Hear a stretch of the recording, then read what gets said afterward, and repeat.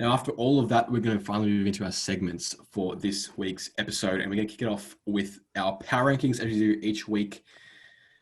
And sitting at number 32 on our power rankings once again are the New York Jets. The New York Giants are right there with them at 31. The Jaguars come in at 30 after their loss. At 29, the Bengals.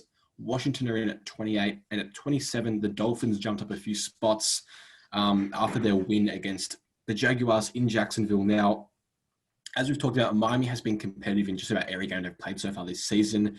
So it probably wasn't that surprising to see that they got to win, but I think we expected, a lot more of the Jacksonville Jaguars at home after how much promise they've shown so far. But Miami finally got their first win, and they sit at number 27. Yeah, they absolutely. Sorry, Anthony, go on. No, you go on. I think they definitely came into that game and they wanted to win. You can see how well Ryan Fitzpatrick played. I think he definitely wanted to show that he's not done. He still has some fuel left in the tank. Dolphins came in there, they took the win. Obviously, the Jags were missing Chark, but I don't think that's an excuse. They definitely need to play a lot better than they did. The defense just got abused, honestly. They could not stop the Dolphins to save their lives, and the offense looked just as bad. So, yeah. Yeah, I agree. Anthony? No, I'm good. You covered my point. It's all good. So, as you mentioned, Emilian, with Ryan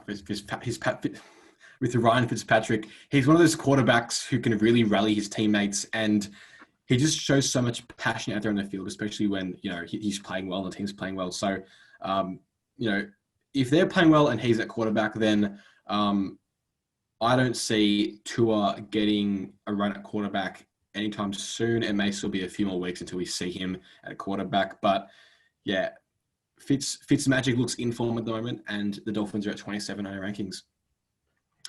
At 26 with the Panthers, at 25 the Atlanta Falcons, and at 24 the Lions move up after their really hard-fought win against the Cardinals in Arizona. Lions fans finally get some joy after their first couple of weeks. Obviously, that massive week one letdown against Chicago, but this was a really massive win for their season. Going to 0-3 would have probably been the end for them, especially in a tough NFC North. But getting a win was, really important for them, and they've got a really interesting game coming up this weekend against the New Orleans Saints at home. So the Saints have been, pretty average form recently over these last 2 weeks. And so I think that suddenly becomes a winnable game. Yeah, I think also, if we're looking at the NFC North as a whole at the moment, I think the line, obviously you said, Jack, the win against the Cardinals, I think it's a great win. Any win in the NFL is a great win. But I think winning that game and then going into a game against the Saints, and if they're able to come away with a win, they're obviously 2-2.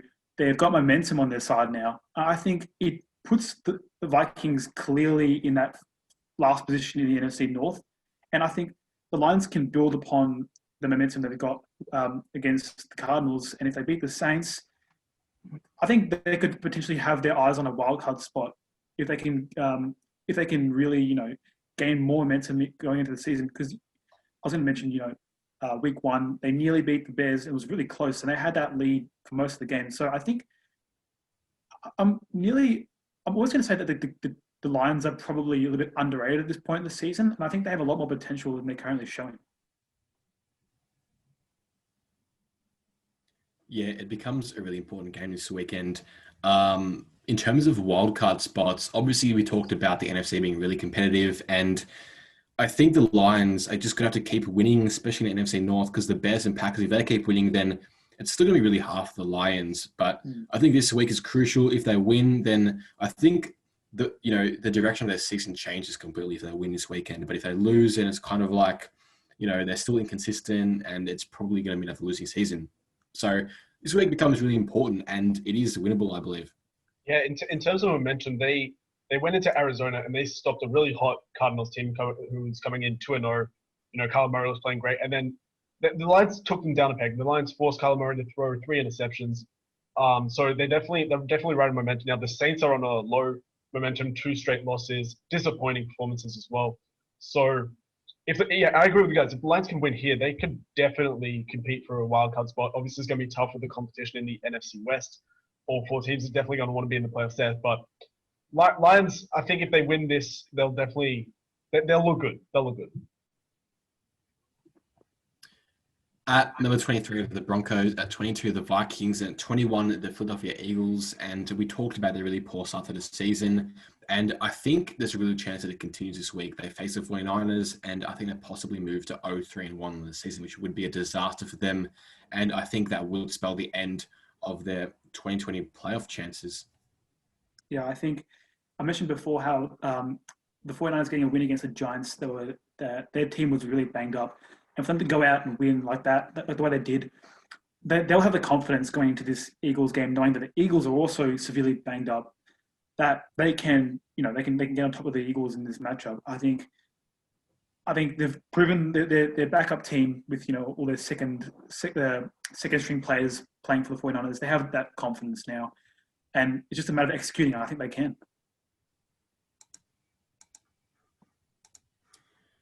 On now to number 20 with the Los Angeles Chargers, at 19 the Cowboys, and at 18 the Cleveland Browns, who have now won 2 in a row since starting 0-1. They beat Washington last week, and they face the Cowboys in Dallas this weekend, which is, I think, a winnable game, but it will be tough. I think the Cowboys, we talked about their offense. I think at home they might topple the Browns, but it will be an interesting game for sure. For me, the X factor in that game is going to be Myles Garrett. If he can get to Dak Prescott and put pressure on him and force Dak to make insanely good plays, then I think the Browns have a shot here. I think the Browns' offense is more than capable of scoring points on the Cowboys' defense. There's no doubt about that. It's the other side of the ball. The Cowboys' offense is looking good right now, and it all starts with the amount of protection that Dak Prescott had in the Seahawks game. He had all the time in the world to throw it, and he just threw dots left and right. So that's the key here for me. Yeah, I agree. The Browns' running game has been a real driver, a real driving force in his last 2 weeks, in their last 2 wins. So if that can continue, I see no reason why the Browns can't go into Dallas and win. At number 17 of the Raiders, at 16 the Texans, and at 15 the Chicago Bears. And this is their first power rankings shift this season after they came back again to beat Atlanta in Atlanta. Emilian, I want to know your thoughts about the Bears so far this season. They've had a couple of fortunate wins, a couple of comebacks. Obviously, I made the switch to Nick Foles at quarterback in the second half of that game on the weekend. Personally, I think he changes the outlook of their offense completely, but I want to know your thoughts. Yeah, look, I think we can all agree the Bears are the worst 3-0 team right now in the league. We can't say no because they've won each of their games by 1 score, and the teams they have faced, they aren't necessarily good. I think the Lions, they're 1-2 right now. The Giants are 0-3. The Falcons are 0-3. So their wins, while they've been good, they've been getting some comebacks lately. All well and done, but they haven't been too impressive. So I think the switch to Foles was good, but for me, Nick Foles isn't a good regular season quarterback. I think he's good late in the season and in the postseason, and I don't think that Bears are really I think he's better than Trubisky, no doubt. But I don't think the Bears as a whole are going to elevate to a whole new level. I mean, he played well against the Falcons defense, but that's the Falcons defense. We'll see how he goes against the Colts next week. I think that's definitely going to sort of impact how we look at the Bears season from now on. Yeah, I think, honestly, I think Nick Foles obviously got the start. Trubisky got benched in that game against the Falcons, and Nick Foles finished off that comeback. I think it's time that we see Nick Foles get a clean, a good 10-game run as being a starter for an NFL team, because every time he comes in as a backup and a quarterback gets benched and he comes in and he delivers almost every single time. Honestly, this is a bit of a stretch, but I honestly think that back in his days in Philadelphia, he should have been a starter after what he did in win that Super Bowl. I'm not saying Carson Wentz was, it was clear that the starter for them. I feel like Nick Foles should have. I think he should definitely have been a starter there. I think now that he's got that opportunity and he's delivered in Week 3 against the Falcons, there's absolutely no reason, and the Chicago Bears should definitely make him the starter. No doubt about it. You've got to feel as if there are still Philadelphia Eagles fans who are wondering if they made a right decision in keeping Wentz instead of Foles, especially now because Wentz has been pretty poor start of the season, and if they miss a playoffs this year, the Eagles, then you've definitely got to start wondering, if and when they potentially make a switch to Jalen Hurts, who they drafted this year, which was an interesting pick. And now it's kind of, starting to kind of come up in discussion as to whether he could be a better answer than Wentz. But Emilian, just to finish off this little point, I want to know if the Bears beat the Colts this week and they go to 4-0 on the season, what are you going to say then about the Bears? I'm going to say it's going to be impressive if they can win. They are at home against the Colts, and I'm still not sold on the Colts right now. I think the win against the Jets was good, but Phillip Rivers definitely doesn't look good when he's under pressure, and I think the Bears are going to bring that pressure to Phillip Rivers. So if the Colts lose to the Bears, if the Bears beat the Colts convincingly, all right, if they win without needing a comeback or it doesn't go to the last drive, if they beat them solid, right? I'll be happy for the Bears. That being said, I still think the Packers are winning that division. I think they're easily the best team in that division right now. And I don't see the Bears getting a wild card spot, even if they win against the Colts, even if they go 4-0, because of how good the other teams are in the NFC. I think the Bucks and I think the rest of the NFC West, barring the 49ers, are all better than the Bears right now. And that's just how I see it. That's a big call because if the Bears were to go to 4-0 on the season, for them to then miss out completely on the playoffs I think that would be pretty rare. I don't know if that's ever happened before. A 4-0 team to not even make a playoffs after that.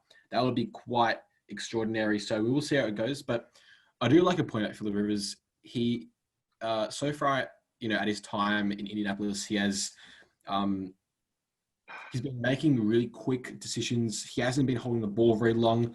I did read a stat where he's been holding the ball for a very short amount of time.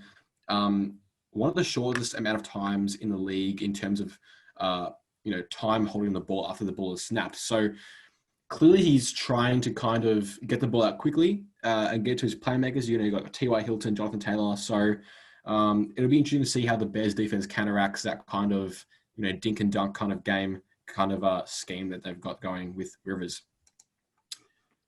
We have the Rams at 14, the Cardinals at 13, the Colts at 12, the Patriots coming in at 11, the Titans are at 10, the Bills are at 9, Steelers at 8, 49ers at 7, and the Saints, who are at 6 despite a 1-2 start to the season. And as we mentioned, they play a very important game against the Lions in Detroit this week. And who would have thought that this week 4 game in Detroit would be so important to their season? Because if they go 1-3 now, it's going to be a long road back for the Saints, especially not only in their own division, but also in terms of a wildcard race.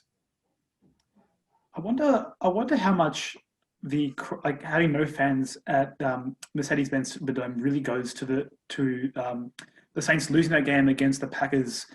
I think it really does have a large impact on the Saints' performance this year.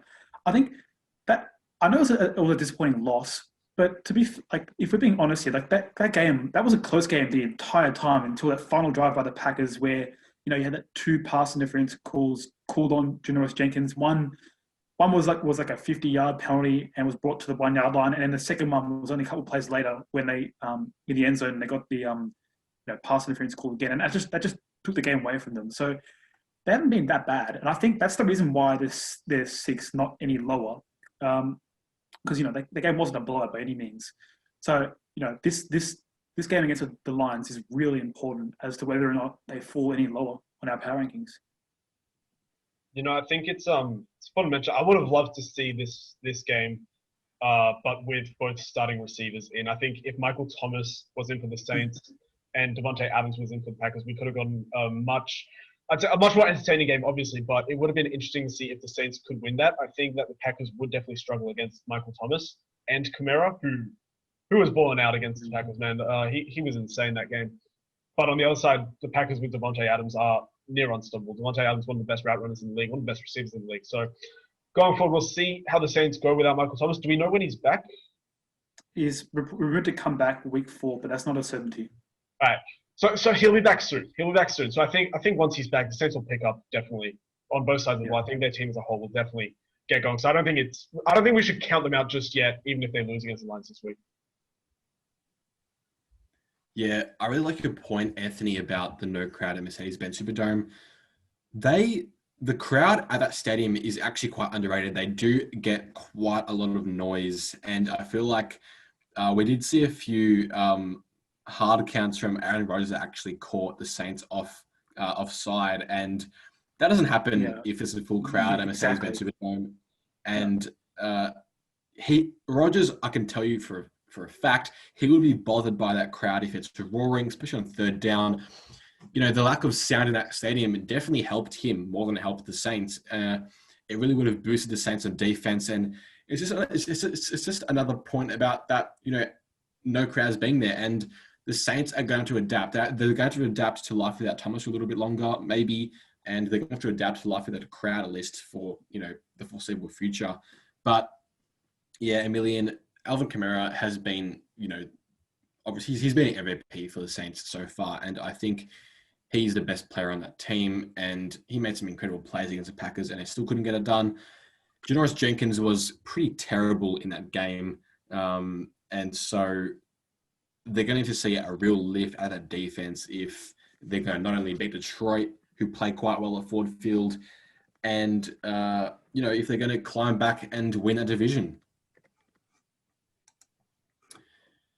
Now, we move into our top 5 on this week's rankings, and we've got the Packers at 5. And as we talked about, they've had a really strong start to the season and are one of, if not the best NFC team so far. I think it's up there. I think they're up there with the Seahawks. I think they've been better than the Buccaneers.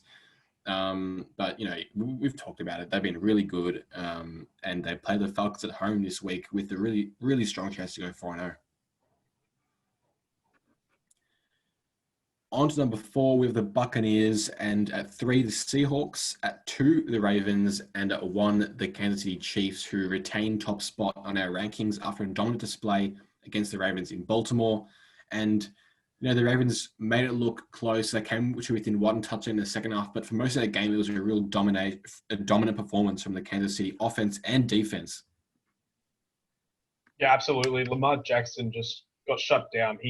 This has under 100 passing yards, and I think that is an absolutely incredible feat by the Chiefs defense to hold the reigning MVP, who led the league in touchdowns last year, just to less than 100 yards passing. And it shows really that Lamar Jackson needs to stop relying on his legs. I think he needs to improve his passing a lot more, and he just couldn't make the throws when he needed to, when he was under pressure, when he was scrambling outside the pocket. He needs to have that playmaking ability that you see from other top quarterbacks in Mahomes and Wilson, and Rodgers as well. Lamar Jackson definitely has a lot of developing to do, because right now, if something doesn't work for him, if he's trailing in a game, he's not able to come back, and I think that's massive.